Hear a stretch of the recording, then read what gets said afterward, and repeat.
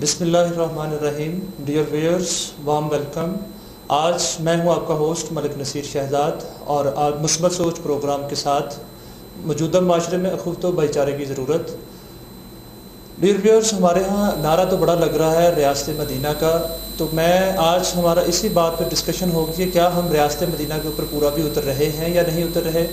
ریاست مدینہ کیا تھی؟ وہاں پہ ہر مسلمان دوسرے مسلمان کا حق کو محفوظ کر رہا تھا، ہر مسلمان دوسرے مسلمان کے لیے پورا لڑ رہا تھا. لیکن آج کیا ہے؟ ہر مسلمان، ہر بھائی دوسرے بھائی کے حق کو کھا رہا ہے، ہر مسلمان دوسرے مسلمان کے حق پر ڈاکہ ڈال رہا ہے. تو اس پہ بات کرنے کے لیے آج ہمارے پاس پینلسٹ ہیں، دو بہت ہی معزز شخصیات، شہر کی، شاہکوٹ کی، پورے ڈسٹرکٹ ننکانہ کی جانی مانی شخصیات.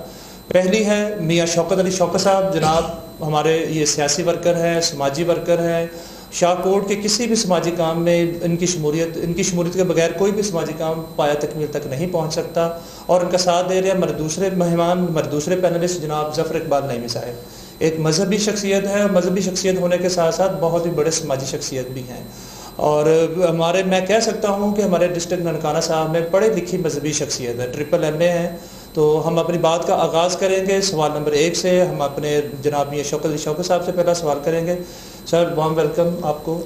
ریاست مدینہ کا قیام ہمارے ملک میں سر کب تک اور کہاں تک ممکن ہے؟ کیا پاسبل ہے جو ریاست مدینہ کا نعرہ لگایا گیا، ہمارے وزیر اعظم صاحب نے جو پہلے دن سے جو اپنا موٹو بنایا ہوا ہے کہ وہ ریاست مدینہ کا قیام چاہتے ہیں، کیا یہ پاسبل ہے ہمارے ملک میں؟ اور اگر پاسبل ہے تو کب تک ممکن ہو پائے گا؟ جی بہت شکریہ شہزاد صاحب، آپ نے ہمیں انوائٹ کیا اور موقع دیا. میں پاکستان رنگ چینل کا شکریہ ادا کرتا ہوں.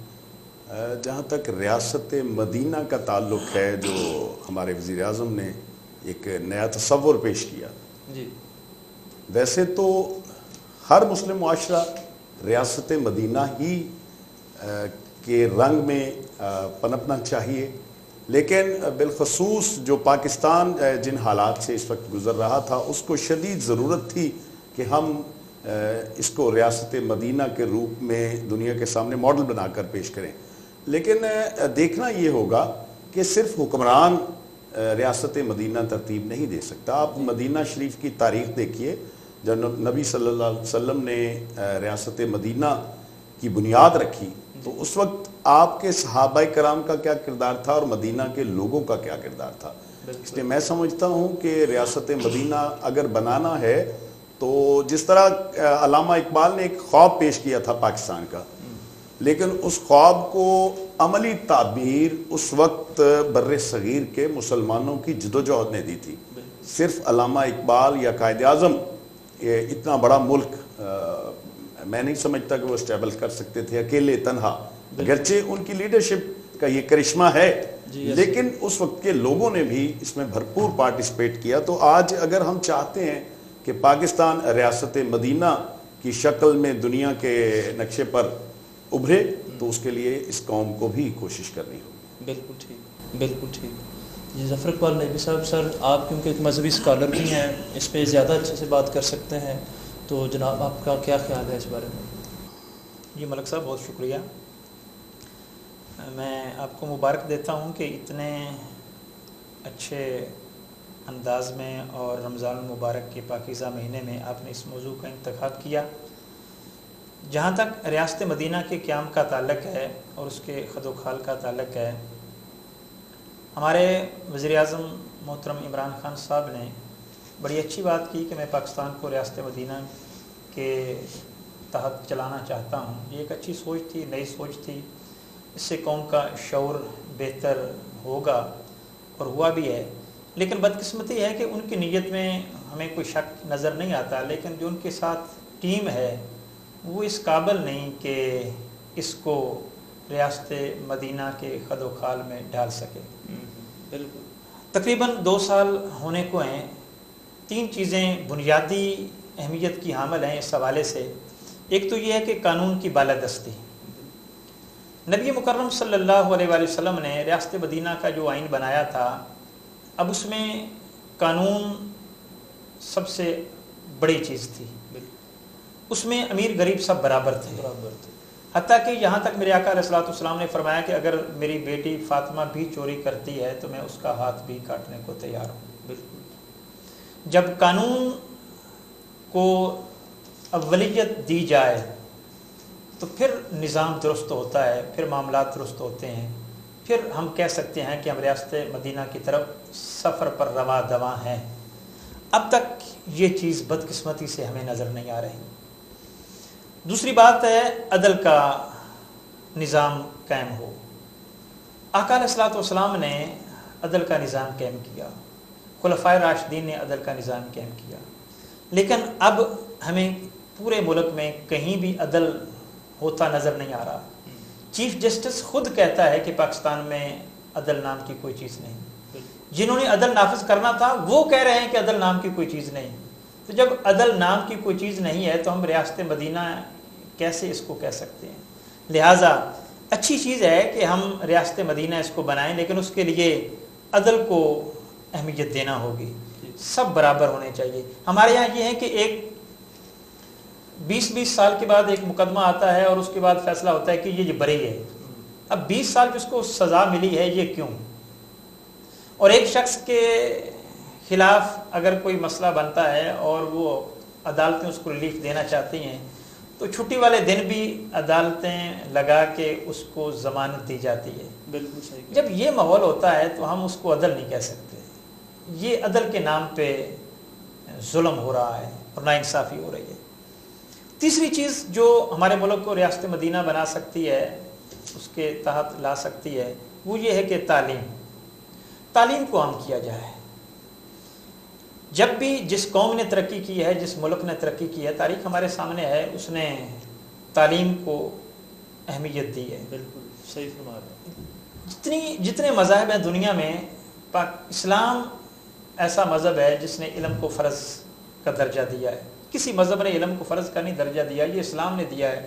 میرے آقا علیہ الصلوۃ والسلام نے فرمایا العلم فریضۃ علی کل مسلم و مسلمۃ, علم حاصل کرنا ہر مسلمان مرد عورت پر فرض ہے. لیکن جن ملکوں میں یا جن قوموں میں علم فرض تھا انہوں نے اس کو مستحب کا درجہ بھی نہیں دیا. ہم علم میں بہت پیچھے ہو گئے. جب علم میں پیچھے ہیں تو ترقی نہیں کر سکتے. جب ترقی نہیں کر سکیں گے تو ہم اپنے ملک کو ریاست مدینہ کے سانچے میں نہیں ڈال سکتے. لہٰذا میں گزارش کروں گا حکومت وقت سے کہ ایمرجنسی نافذ کرے تعلیم کے میدان میں. اساتذہ کو عزت دے, اساتذہ کو پروٹوکول دے, اساتذہ کی تنخواہیں معقول کرے تاکہ لوگوں کا رجحان بنے کہ اچھے دماغ استاذ بنے. ہمارے یہاں بدقسمتی یہ ہے کہ ہر شخص ڈاکٹر اور انجینئر بننا چاہتا ہے. وہ اپنے بچوں میں یہ چیز ڈالنا چاہتا ہے کہ انجینئر بنو یا ڈاکٹر بنو. کوئی بچہ بھی استاذ نہیں بننا چاہتا. اور جب اچھے دماغ استاذ نہیں بنیں گے تو قوم ترقی کیسے کرے گی؟ بالکل سر. دنیا میں جو ملک سب سے آگے ہے علم کی دنیا میں, اس میں جو یونیورسٹی کے ٹاپ 10 ہوتے ہیں وہ کسی اور شعبے میں نہیں جاتے, وہ تعلیم کے شعبے میں آتے ہیں. ہمارے بھی اگر اچھے دماغ تعلیم کے شعبے میں آئیں گے تو ملک ترقی کرے گا. اور پھر ہم کہہ سکتے ہیں کہ ہم اس سفر پر رواں دواں ہیں جو تاجدار کائنات صلی اللہ علیہ وسلم نے ہمارے لیے ایک ماڈل کے طور پر ہمیں دیا تھا. بالکل سر. بالکل سر, مطلب آپ کا مطلب ہے کہ ممکن ہے, اس میں کوئی ممکن ہے, لیکن یہ چیزیں ہیں اگر ان پر عمل کر لیا جائے تو یہ پاسبل ہے کہ ہم اس. جی بالکل سر. میرا نیکسٹ کویشچن ہے میرے دونوں پینلسٹ سے. جیسا کہ اس وقت کے کچھ مخدوش حالات بنے ہوئے ہیں, انتہائی نامساعد حالات ہیں, کرونا کی وبا ہے, ہر طرف لاک ڈاؤن ہے, معاشی حالات برے ہوئے ہیں, لوگوں کو اپنا روزگار ڈھونڈنے میں, اپنا گزر بسر کرنے میں مشکلات کا سامنا کرنا پڑ رہا ہے. تو آج کے اس وقت میں نعیمی صاحب, اخوت و بھائی چارے کی کتنی اہمیت ہے؟ کیسے اس کو قائم کیا جا سکتا ہے؟ کیا ضروری ہے اخوت و بھائی چارہ؟ کیسے اس کو قائم کر سکتے ہیں ہم لوگ؟ ہمیشہ قومیں جب بھی مشکلات میں آتی ہیں تو اس وقت اس چیز پر زیادہ فوکس کیا جاتا ہے. آقا علیہ الصلوۃ والسلام جب مدینہ طیبہ تشریف لائے تو مہاجرین بے سر و سامان تھے. حضور نے امیر انصار کو اکٹھا کیا, غریب مہاجرین کو ان کے سامنے کھڑا کیا اور کہا کہ ان میں سے ایک اڈاپٹ کر لے, ایک غریب مہاجر. وہ مباحثات مدینہ قائم ہوا. تاریخ میں اس کی مثال آج تک نہیں ملتی. میں سمجھتا ہوں پاکستان بلکہ پوری دنیا میں اب بھی حالات मखदूश हैं, नाकाबिल गुफ्ताबे हैं। लॉकडाउन की वजह से सफ़ेद पोश तबका बहुत ज़्यादा तकलीफ़ का सामना कर रहा है। बिल्कुल ऐसे। ऐसे हालात में जो सहब सरबत लोग हैं, सहब दौलत लोग हैं, उनको चाहिए कि एक एक गरीब को अडॉप्ट कर लें। बहुत अच्छी बात, बहुत अच्छी अडॉप्टेशन आ उनकी बहुत अच्छी। गुर्बत को महसूस करे, उनके बच्चों की रोज़ी रोटी का बंदोबस्त करे। ये जो इस्लाम में मस्जिद में नमाज पढ़ने का ज़्यादा सवाब रखा गया है, इसका फ़लसफ़ा बुनियादी तौर पर यह है कि हालांकि एक नमाज नाम है अल्लाह के साथ हम कलाम होने का, जब आदमी किसी से बात करता है तो तन्हाई में बात करने का मज़ा ज़्यादा आता है। बिल्कुल। चाहिए तो ये था कि ये अल्लाह के साथ सरगोशी करने का नाम नमाज है, तो इसको तन्हा बैठकर या तन्हा खड़े होकर पढ़ा जाता, लेकिन कहा कि आप घर में पढ़ोगे तो सवाब कम होगा, लोगों के साथ मिलकर पढ़ोगे तो सवाब ज़्यादा होगा। दूसरी तरफ यह है कि जब अगर लोगों में बैठकर किसी से बात करें तो उस बात में इतना लुत्फ नहीं आता। अब लुत्फ कम आएगा, मज़ा कम आएगा बात करने का, लोगों के जमगठे में पढ़ें, लेकिन सवाब ज़्यादा बताया जा रहा है। उसकी वजह क्या है? उसकी वजह यह है कि जब घर में होगा तो उसको दूसरे की तकलीफ का एहसास नहीं होगा, उसको दूसरे के दुख दर्द महसूस नहीं होंगे। जब मस्जिद में 5 वक्त आएगा, वो लोगों के साथ मिलेगा, लोगों के साथ बैठेगा, उसको पता चलेगा लोगों के दुख का, लोगों की तकलीफ का, लोगों की ज़रूरियात का, और उनका मदावा कर सकेगा। अब लोगों की तकलीफ के और दुख के मदावे के लिए वो नमाज का सवाब 27 गुना ज़्यादा बढ़ा दिया है। अब चाहिए तो ये कि मस्जिद में अगर 100 नमाजी हैं, 50 अमीर हैं, 50 गरीब हैं, एक अमीर गरीब को अडॉप्ट कर ले, वेरी गुड, उसकी ज़रूरियात को पूरा करे। और दूसरी बात यह है कि रमज़ान मुबारक का बाबरकत महीना है। रमज़ान में सुबह से लेकर शाम तक भूखा रखा जाता है, प्यासा रखा जाता है, ख्वाहिशात पर काबू पाना ज़रूरी है। अब ये तकलीफ़ बंदे को क्यों दी जा रही है? अल्लाह जल्ला मजदहू को इससे क्या गरज है, क्या फ़ायदा है कि बंदे को भूख और प्यास की तकलीफ़ दे? वजह ये थी, फ़लसफ़ा ये था कि बंदे को तकलीफ़ के प्रोसेस से गुजार कर किसी की तकलीफ़ का एहसास दिलाना था। बहुत अच्छे, बहुत ज़बरदस्त। अगर कोई शख्स किसी के दुख को देखे और मदावा ना कर सके, वो हाजी हो सकता है, वो आबिद हो सकता है, वो जाहिद हो सकता है, लेकिन वो नेक नहीं हो सकता। नेक तभी होगा जब दूसरे के दुख का मदावा भी करेगा। बहुत। और अल्लामा इकबाल ने यही कहा था ना कि अखुवत उसको कहते हैं चुबे कांटा जो काबल में, तो हिंदुस्तान का हर पीरो जमा बेताब हो जाए। अगर किसी को तकलीफ में देखें और हम तकलीफ महसूस ना करें तो हमारी मुसलमानी नहीं है। मुसलमानी ये है कि अपने अंदर जज्बा इसार पैदा करें, दूसरे का दर्द पैदा करें। कुरान मजीद फुरकान हमीद में मैं बात को शार्ट करता हूँ। अल्लाह जल्ला मजदहू ने 30वें पारे में एक सूरत नाजिल की है, सूरह माऊन। अब उसको उस पूरी सूरत को पढ़ें, आप उसका तर्जुमा सुने, देखें क्या अल्लाह ने फरमाया है कि फरमाया अराइतल्लज़ी युकज़्ज़िबु बिद्दीन फ़ज़ालिकल्लज़ी यदउल यतीम। आपने देखा उस शख्स को जिसने दीन को झुठला दिया? भरी ताला किसने दीन को झुठलाया? फरमाया वला यहुद्दु अला तआमिल मिस्कीन यदउल यतीम वला यहुद्दु अला तआमिल मिस्कीन। उसने झुठलाया जिसने यतीम को धक्के दिए, मस्कीन को खाना नहीं दिया। और फ़वैलुल लिल मुसल्लीन अल्लज़ीना हुम अन सलातिहिम साहून, और तबाही बर्बादी है उन नमाजियों के लिए भी जो दिखावे की नमाजें पढ़ते हैं। और फिर आगे फरमाया कि वो बरतने की चीजें किसी को मांगने पर नहीं देते हैं, उनके लिए तबाही बर्बादी है। अब ये पूरा इस सूरत का मफहूम ये है कि लोगों के दुख दर्द को समझा जाए, उनकी ज़रूरियात को पूरा किया जाए, गरीबों यतीमों मस्किनों का ख्याल रखा जाए। जी शौकत साहब, आजकल चल रहा है मामला, जब भी हम किसी ज़रूरतमंद की मदद करते हैं तो साथ तस्वीर बनाना ज़रूरी समझते हैं। तो इस पे मैं आपकी राय लेना चाहूँगा। इससे कोई गरीब की इज़्ज़त नफ्स मजरूह नहीं होती? इससे वो बंदा इससे चाहता ही नहीं है कि मैं मदद लेने जाऊँ ताकि मैं इससे बेहतर है कि मैं पब्लिक हो जाऊँ। तो इस बारे में आपकी क्या राय है कि क्या ये चीज़ सही है, ये होनी चाहिए, या इसको अवॉइड करना चाहिए, या क्या पैरामीटर्स इसके होने चाहिए? कुछ इस बारे में रोशनी डालिएगा। शहजाद भाई, इसके 2 पहलू हैं इस चीज़ के। एक तो ये है कि अगर आप वो नुमाइश कर रहे हैं दूसरों को तहरीक देने के लिए, जी नेकी पर उभारने के लिए, तवज्जो मबजूल करवाने के लिए, देखिए एक सूरत ये है। और दूसरी सूरत ये है कि अगर आपका मकसद है अपनी नुमाइश करना, तो ये उसका मनफी पहलू है। और मुस्बत पहलू ये है कि आप किसी भी नेक अमल को, जिस तरह अभी नईम साहब बड़ी खूबसूरत बातें कर रहे थे और मेरा जी चाह रहा था कि मैं इनको सुनता रहूं, अल्लाह इनको सलामत रखे। मस्जिद में नमाज का कॉन्सेप्ट क्यों दिया गया? تاکہ لوگوں کو موٹیویشن ملے. یہی نماز گھر میں پڑھو تو ایک نماز کا ثواب ہے, مسجد میں جس طرح انہوں نے فرمایا اس کا ثواب کئی گنا بڑھا دیا جاتا ہے. نیکی بھی بالکل ایسے ہی ہے, بعین ایسے ہی ہے. اگر آپ اس کو اجتماع کی شکل میں کرتے ہیں لیکن نیت آپ کی یہ ہو کہ اس سے دوسروں کو آپ نے اس طرف راغب کرنا ہے, مائل کرنا ہے, تو اس کا یہ بڑا اچھا پہلو ہے. لیکن یہ اگر کسی کی تحقیر مقصود ہو, اگر اس میں آپ یہ سمجھتے ہو کہ آپ کی ذات کو کوئی فائدہ ہو, آپ یہ تصویریں دکھا کر آئندہ الیکشن میں کھڑے ہوں, ووٹ لیں, تب یہ اس کو ہم بالکل غلط کہیں گے اور اس کی مذمت کریں گے. جی ٹھیک, جی ٹھیک, بہت اچھی جی بات. مطلب یہ ہے کہ ہم لوگوں کی مدد کے لیے چلیں, لوگوں کی فلاح کے لیے چلیں, تو تصویر بھی ہو جائے تو کوئی منافع.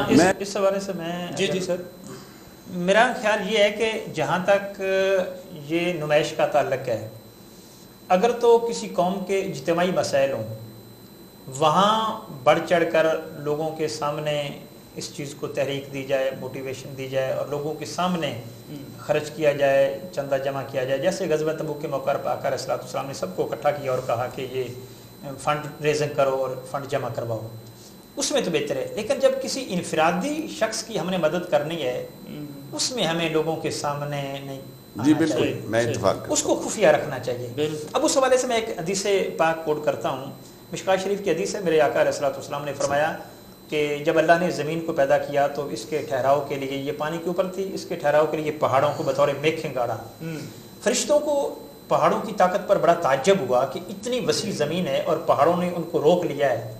کہا باری تعالیٰ یہ پہاڑ بڑے طاقتور ہیں, کیا پہاڑوں سے بڑھ کر بھی کوئی طاقتور چیز ہے؟ تو پوچھا گیا, آقا علیہ الصلوۃ والسلام نے فرمایا کہ ہاں, لوہا پتھر کو توڑ دیتا ہے. تو جب لوہے کی طاقت کا اندازہ ہوا تو کہا اس سے بڑھ کر کوئی طاقتور چیز؟ تو فرمایا کہ آگ, وہ لوہے کو پگھلا دیتی ہے. تو آگ سے بڑھ کر طاقتور چیز کوئی؟ تو فرمایا پانی, وہ آگ کو بجھا دیتی ہے. پانی سے بڑھ کر طاقتور؟ فرمایا ہوا, وہ پانی کے رخوں کو موڑ دیتی ہے. اور ان ساری چیزوں پر جب بات ہوئی تو پھر پوچھا یا رسول اللہ ان ساری چیزوں سے بڑھ کر؟ جب فرشتوں نے پوچھا اللہ سے تو اللہ نے کیا جواب دیا؟ فرمایا کہ وہ ہاتھ جب وہ صدقہ کرتا ہے تو اپنے دوسرے ہاتھ کو بھی خبر نہیں ہونے دیتا, وہ ان ساری چیزوں سے بڑھ کر طاقت. جی بہت اچھا, بہت اچھا. اس سے عزت نفس کسی کی مجبور نہیں ہوتی. دوسرے کی عزت کو محفوظ رکھنا بھی ہمارا فرض ہے. بہت اچھا سر. یہاں پہ ناظرین ہم لیں گے بریک. آپ ہمارے پینلسٹ کی گفتگو کو سن رہے تھے, شارٹ بریک, اس کے بعد ہم دوبارہ ملتے ہیں آپ سے.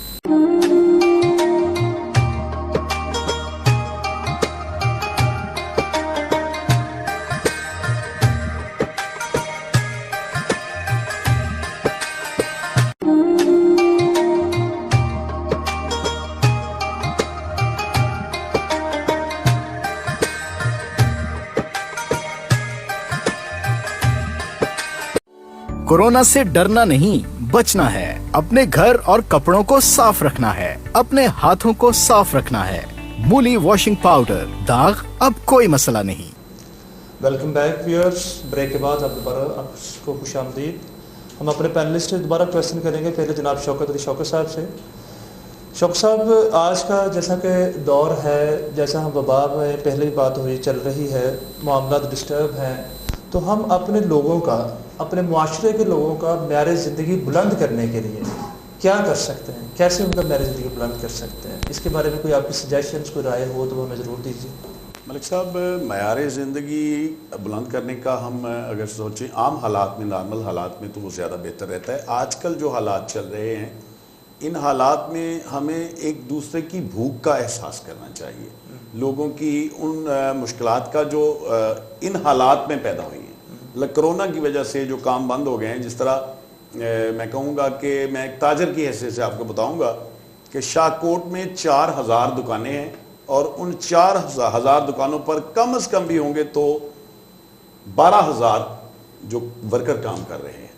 یہ 12000 ورکر گزشتہ 1.5-2 ماہ سے بے روزگار بیٹھے ہوئے ہیں, اور ان کے پاس متبادل کچھ نہیں ہے, کیونکہ ان کی سیلری اتنی زیادہ نہیں ہوتی کہ یہ 2-4 مہینے تک اپنے وسائل پر گزارا کر سکے.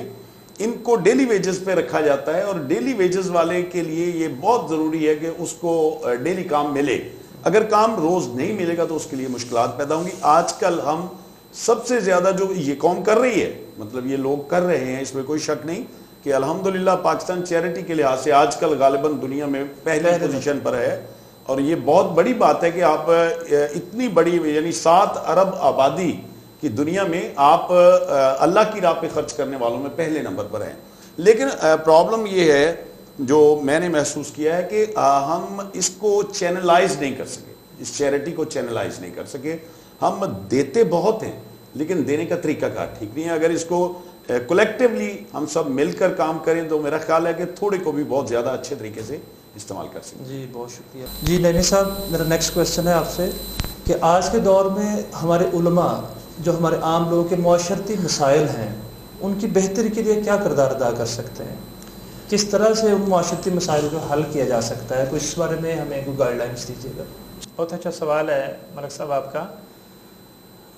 میرے نبی مکرم صلی اللہ علیہ وآلہ وسلم کا فرمان ہے, اس کا مفہوم یہ ہے کہ وہ عالم جاہل ہے جو معاشرتی حالات سے واقفیت نہیں رکھتا. میں سب سے پہلے تو یہ کہوں گا کہ ہمارے علماء کرام کو معاشرتی حالات سے کما حق کو واقفیت ہونی چاہیے. جب مسائل سے آگاہی ہوگی تو پھر اس مسائل کا حل پیش کریں گے.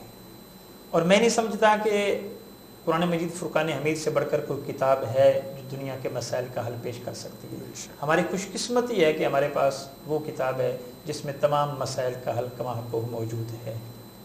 لیکن کمی کس چیز کی ہے؟ کمی یہ ہے کہ ہم قرآن کو صرف پڑھتے ہیں, قرآن کو سمجھتے نہیں. ہم نے سیرت رسول صلی اللہ علیہ وآلہ وسلم کو بھی کما حق نہیں سمجھا. ہم حضور کے فضائل بیان کرتے ہیں, حضور کی پریکٹیکل زندگی کے پہلو بیان کرنے سے کتراتے ہیں. آقا علیہ الصلوۃ والسلام کی سیرت کو لوگوں کے سامنے رکھنا چاہیے علماء کو. قرآن جہاں پڑھنے کا درس دیتے ہیں وہاں سمجھنے کا درس دیں. اب رمضان مبارک میں لوگ کثرت کے ساتھ قرآن پاک پڑھتے ہیں, لیکن بدقسمتی ہے کہ 5% بھی لوگ ایسے نہیں ہوں گے جو قرآن سمجھ کر پڑھ رہے ہیں. ہونا یہ چاہیے تھا کہ 95% سمجھ کر پڑھتے اور 5% چلیں وہ اوپر سے دیکھ کر عبادت کے غرض سے پڑھ لیتے. تو علماء کی ذمہ داری یہ ہے کہ مسائل سے آگاہی حاصل کریں اور ان مسائل کا قرآن و حدیث کی روشنی میں معاشرے کو حل دیں. جب وہ معاشرے کو آسان حل نظر آئے گا اور حل آسان لگے گا دوسرے نظام کی نسبت, تو لوگ آٹومیٹک دین کی طرف آئیں گے. اور جب لوگ دین کی طرف آئیں گے تو لوگ خوشحال بھی ہوں گے, لوگ پرسکون بھی ہوں گے اور اللہ اور اس کے رسول کے قریب بھی ہوں گے. بالکل ٹھیک. جی جناب شوکت صاحب, یہ آخری کویسچن ہے آپ سے. یہ تھوڑا سا کریٹیکل کویسچن ہے, اس پہ ذرا دھیان سے دیجیے گا جواب. آپ ایک سیاسی کارکن بھی ہیں, سماجی رہنما بھی ہیں. آپ کا تعلق پہلے پیپلز پارٹی سے تھا اور شاہ کوٹ کی تاریخ میں کہا جاتا تھا کہ ہر ورکر کو توڑا جا سکتا ہے, شوکت صاحب کو نہیں توڑا جا سکتا. لیکن آپ پیپلز پارٹی کو چھوڑ کر پی ٹی آئی میں آ گئے. پہلا سوال تو میں یہ پوچھنا چاہوں گا کہ کیوں آئے. اس کے بعد دوسرا سوال ہوگا اس کے ساتھ ہی کہ اب آپ پی ٹی آئی کی کارکردگی سے مطمئن ہیں ایز اے ہول, اور پرٹیکولرلی شاہ کوٹ کے level per P T I کی کارکردگی سے سیٹسفائیڈ ہیں؟ آپ کو لگ رہا ہے کہ آپ نے جس نظریے کے تحت پی ٹی آئی کو جوائن کیا تھا کیا وہ اپنا رول پلے کر رہے ہیں, پرفارم کر رہے ہیں یا نہیں؟ تو 2 کویسچن ہیں سر اس میں. جی ملک صاحب, پہلی بات یہ ہے کہ میں نے پاکستان پیپلز پارٹی کو نہیں چھوڑا تھا. پاکستان پیپلز پارٹی نے, میرا خیال ہے کہ زرداری صاحب کی پالیسیوں کو لے کر چلنے کے بعد پیپلز پارٹی کا وجود بعض حلقوں سے بالکل معدوم ہو گیا, اور ان میں سے بدقسمتی سے ہمارا حلقہ بھی ایک ہے.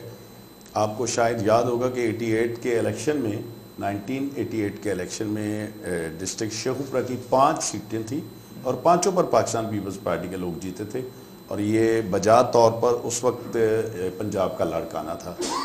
میں 85 سے پاکستان پیپلز پارٹی کے ساتھ کام کرتا رہا ہوں, اور جو کام کا مزہ محترمہ بے نظیر بھٹو شہید کے ساتھ تھا اور جو ذوالفقار علی بھٹو کے نظریات پر چلنے میں تھا, بدقسمتی سے وہ مزہ, وہ ماحول آصف علی زرداری صاحب اپنے کارکنوں کو نہیں دے سکے. اور اس کے باوجود میں سمجھتا ہوں کہ میں نے پاکستان پیپلز پارٹی کو چھوڑا نہیں. اس بار یہاں پر امیدوار کوئی معقول نہیں تھے اس حوالے سے کہ جن کو میں سمجھتا کہ وہ جیت کے لیے اسٹرگل کر رہے ہیں, ٹکٹ لے کر آئے تھے, اور ٹکٹ کو انہوں نے جسٹ ایک سیاسی جماعت کو بچانے کی ایک کوشش کہہ سکتے ہیں آپ, ٹکٹ دینے کا مقصد یہ تھا, کوئی وننگ کینڈیڈیٹ نہیں تھا. تو اس لیے ہم نے پہلی بات تو یہ ہے کہ پہلی بار شاہکوٹ شہر سے ایم پی اے کے امیدوار میاں عاطف صاحب آئے تھے, تو ہمیں ان سے بہت سی امیدیں تھیں, اس لیے ان کو ووٹ دیا. دوسرا عمران خان, کیا آپ کی وہ امیدیں پوری ہوئی کہ نہیں؟ میں دوسرا سوال یہی ہے. ابھی اس کو میں کہوں گا کہ یہ قبل از وقت ہے, ابھی 3 سال پڑے ہیں. اچھا جی 2 سال میں مطلب آپ یوں سمجھے کہ ابھی چند لقمے لیے ہیں, کھانا کھانے کے بعد اس کا پورا ٹیسٹ پتہ چلے گا کہ وہ کیا تھا. بہت اچھا. تو اس وقت پی ٹی آئی کا جو دوسری بات تھی, ایک تو میاں عاطف صاحب ایک وجہ ہو گیا, اور ایک تھے عمران خان نے جو شعور ذوالفقار علی بھٹو شہید کے بعد اس قوم کو جو شعور دیا تھا, وہ بھی تاریخ میں اس کی مثال کم ملتی ہے. اور اس حوالے سے بھی ہمیں امید تھی کہ کرپشن میں کمی آئے گی, اور جو کرپشن ہو چکی ہے اس کی ریکوری کی جائے گی. آپ نے پوچھا ہے کہ کیا میں مطمئن ہوں, تو ابھی وہاں پر بھی میں وہی بات کہوں گا کہ ابھی سر کرپشن میں اس وقت ہم دوبارہ پہلے نمبر پر آ چکے ہیں. آج 8 سے 9 انٹرنیشنل ایجنسیز کی رپورٹ آئی, جس میں ٹرانسپیرنسی انٹرنیشنل نے بھی کہا کہ کرپشن میں اضافہ ہوا ہے, کمی نہیں ہوئی. اچھا دیکھیے, جس طرح وہ پہلے میں نے ایک بات کی تھی نا جی, کوئی ایک بندہ کچھ نہیں کر سکتا. عمران خان دیانتدار ہے, جس طرح نعیمی صاحب فرما رہے تھے کہ اس کے پاس ٹیم جو ہے وہ اچھی نہیں ہے. لیکن ایک اور سوال یہاں پہ پیدا ہوتا ہے کہ وہ ٹیم کہاں سے لائے؟ پاکستان کو چلانے کے لیے ٹیم بھی پاکستان سے لینی پڑے گی نا جی. تو پاکستان میں جو پولیٹیکل سسٹم پچھلے 72 سال سے چل رہا ہے, اس سسٹم نے پیدا ہی ایسے لوگ کیے ہیں جن کا سیاست میں آنے کا پہلا اور آخری مقصد ہوتا ہے اپنی تجوریوں کو بھرنا. اور یہ بدقسمتی سے اس وقت بھی یہ سسٹم چل رہا ہے. اور میں ایک اور بات آپ کے گزارش کروں گا کہ میں پاکستان تحریک انصاف میں شامل نہیں ہوا ہوں, نہ میں نے پاکستان پیپلز پارٹی سے استعفیٰ دیا تھا.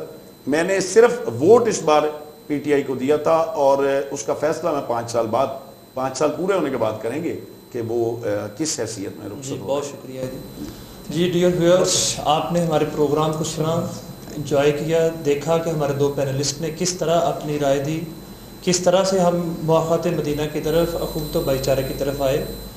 تو ہمارے پینلسٹ کی یہی رائے ہے کہ اخوت و بھائی چارہ کو قائم کیا جا سکتا ہے, لیکن مواقعات مدینہ کو دیکھتے ہوئے. اور جیسا کہ نبی صاحب نے کہا کہ ہر ایک امیر ایک غریب کو اڈاپٹ کر لے, جیسا کہ انصار اور مہاجر کو اڈاپٹ کیا گیا تھا نبی کریم صلی اللہ علیہ وسلم کے دور میں, تو یہ ہمارا معاشرہ آج کے دور کا بہترین معاشرہ بن جائے گا. اس کے ساتھ ہی آج کا پروگرام اختتام پذیر ہوتا ہے. میں آپ سب سے ریکویسٹ کرتا ہوں ہمارے چینل کو لائک کریں, سبسکرائب کریں, اور ہمارے ویڈیوز کے اوپر کمنٹس کریں. بھرپور انداز میں دیکھیے گا کہ کیسا ہے ہمارا پروگرام, اس پہ ضرور فیڈ بیک دیجیے گا. شکریہ, اللہ حافظ. سمیٹیے عمرہ کی بابرکت سعادت اب مولی واشنگ پاؤڈر کے سنگ. مولی واشنگ پاؤڈر کا 1 کلو گرام پیک خریدیں. پیک میں موجود کوڈ کو 0333330671 پر بذریعہ SMS سینڈ کریں اور کرہ اندازی میں جیتیں عمرہ کا package, motor bike, fridge, washing machine اور ڈھیروں قیمتی انعامات. تو آج ہی مولی واشنگ پاؤڈر کا 1 کلو گرام پیک خریدیں اور پائیں بیت اللہ کی زیارت کا موقع. مولی واشنگ پاؤڈر, داغ اب کوئی مسئلہ نہیں.